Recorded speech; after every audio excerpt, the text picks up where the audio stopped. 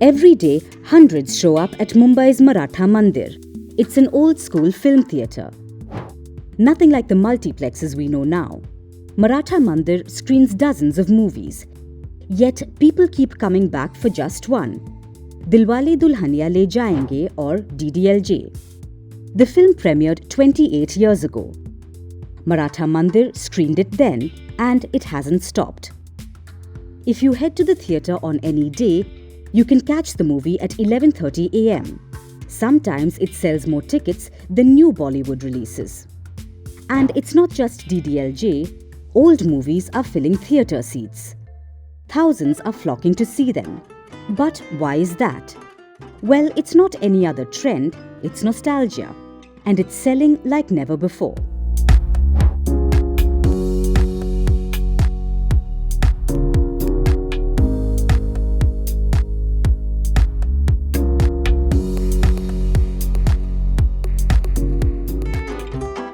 We live in a world that's constantly moving forward. But something curious is happening. The past is making a comeback. Old movies are screening again.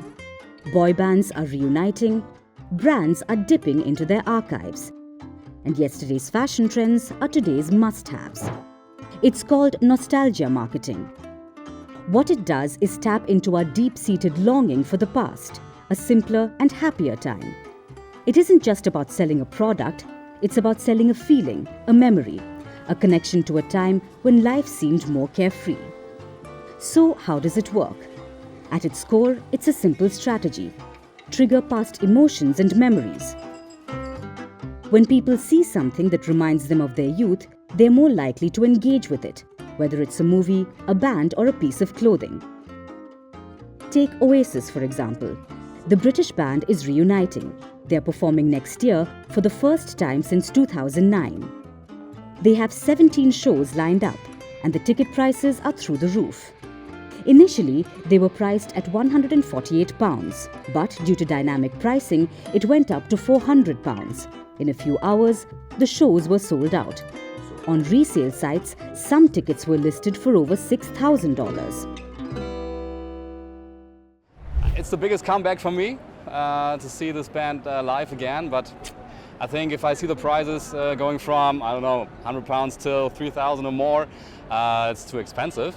But I think I'd go a little higher this time to see them, but I think it's a little too much. I think these are too high prices, for me to pay, for example, for Oasis, for a concert.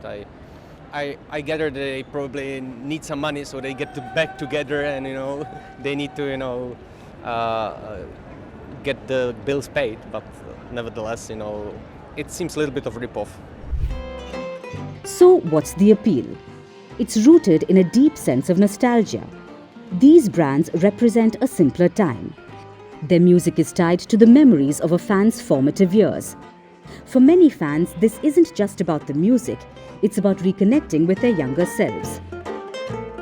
These bands break up, and it feels like we've lost a part of our youth.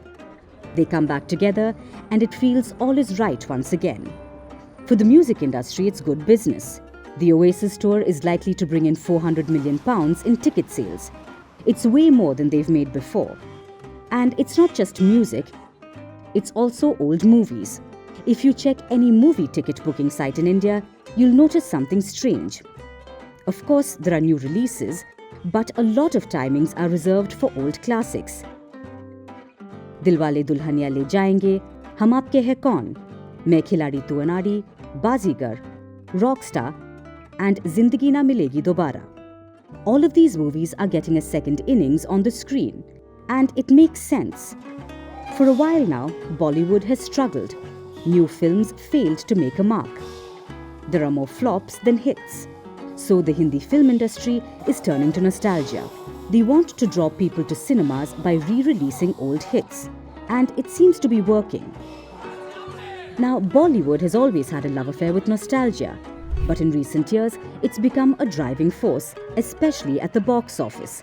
Whether it's a re-release or a remake or a sequel, studios are banking on our fondness for the familiar, which is something fashion has always done. Fashion by its nature is cyclical. Trends come and go, only to return again years later. But today, the return of past styles is more than just a passing fad, it's a major movement. It's dominating runways and retail stores. Picture a midriff-bearing tank top or frayed denim shorts. It's classic Y2K and the Gen Z love it. But here's the catch. The millennials did it first. The fashion of the 2000s is back again, and this time it's shaping the style of the present. Now, none of this is new. We may think life moves forward, but it turns out things like music or fashion have a 2 or 3 decade cycle. They eventually come back. But that window is narrowing now. And it's because of the pandemic. It was an uncertain time for the world, and it seems to have changed our perception of time. We crave for the past way more now. Plus, it isn't just a feeling. Nostalgia is a big business. Studies say it makes us spend more money. We are willing to shed the big bucks for nostalgia. So companies across industries are leveraging this. They are using the past to drive sales, also known as reintroducing old products. Coca-Cola is bringing back glass bottles. Vinyl records are resurging. Iconic toys are being relaunched. Retro sneakers are making a comeback. Basically, what's old is new again. So as we look to the future, one thing is clear. Nostalgia will continue to be a powerful force in our lives. As long as people have memories, they will have nostalgia. And as long as there's nostalgia, there will always be a market for it.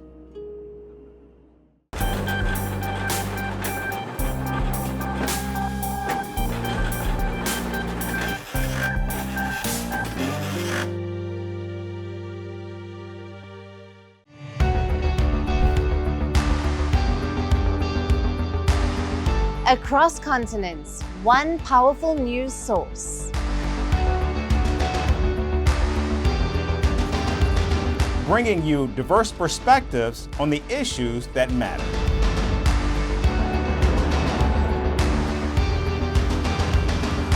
We go beyond the boundaries to give you that little extra about every sporting moment.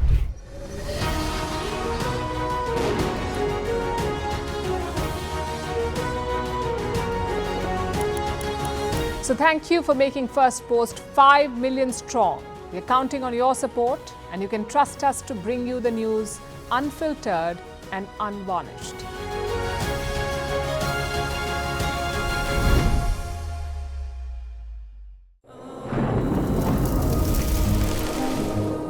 Climate change is on our doorstep. It's time for a revolution to take root. And it starts with 1.4 billion Indians. It starts with one tree for humanity, one tree for Mother Earth, one tree for our future. Project One Tree, a News 18 network initiative.